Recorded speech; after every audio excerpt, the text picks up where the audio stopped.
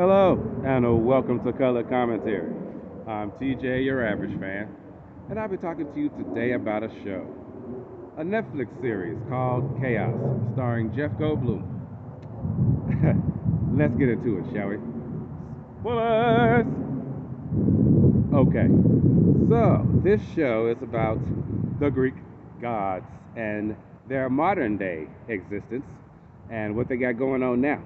And Jeff Goldblum is playing Zeus, the king and father of the gods.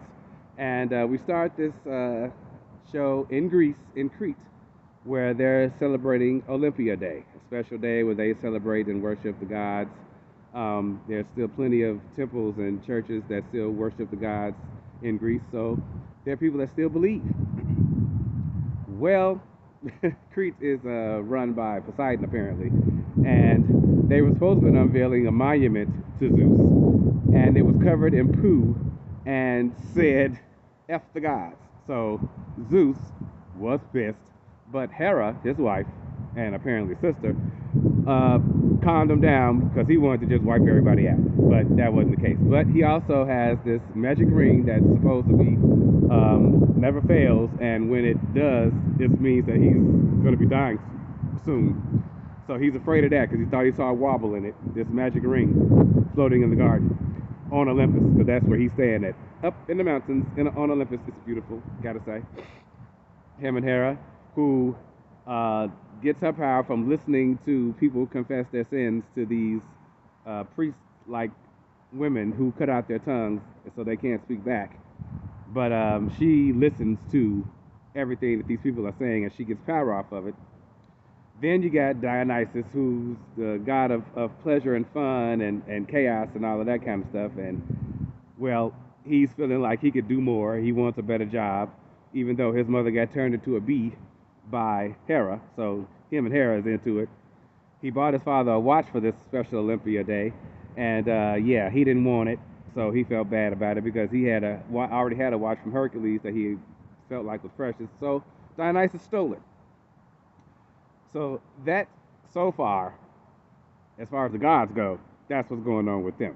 Meanwhile, we got Orpheus, who's a musician of some sort, married to this lady named Remy, who is his muse, and she don't want to be with him no more. And so she ran into some prophet lady that told her she was going to leave her husband today. And she's like, I do want to leave my husband. And her mother left her as a kid to go be one of these prophetess people who cut their tongue out to listen to people's confessions. So she's got a lot of animosity against the gods on her own. Well, after going and talking to her mother and being pissed about that, she runs into the prophet lady again in the streets who told her she was going to leave her husband, and she stopped to talk to her and got hit by a bus.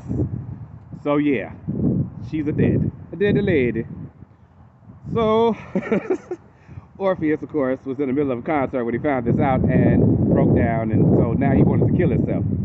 Dionysus, who's trying to find something else to do with himself because he wanted to be feel more important, has decided to help Orpheus to see his wife again, minus the killing yourself to do it part.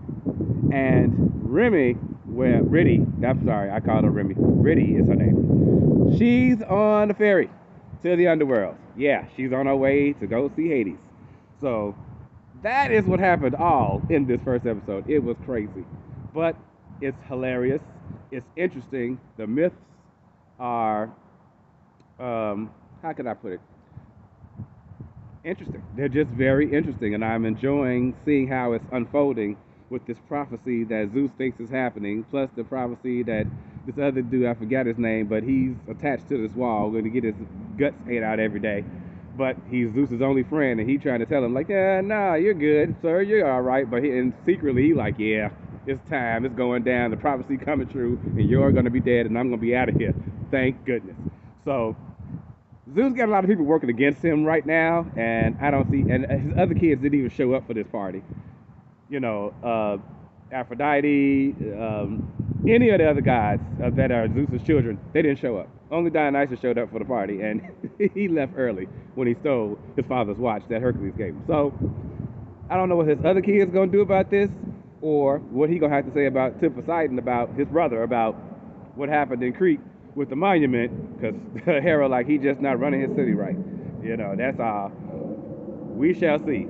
But this has, in the first episode, come to be quite the interesting show. And I'm enjoying, of course, Jeff Goldblum, because he's Jeff Goldblum. I will see you guys next time for another episode. In the meantime, have a great day.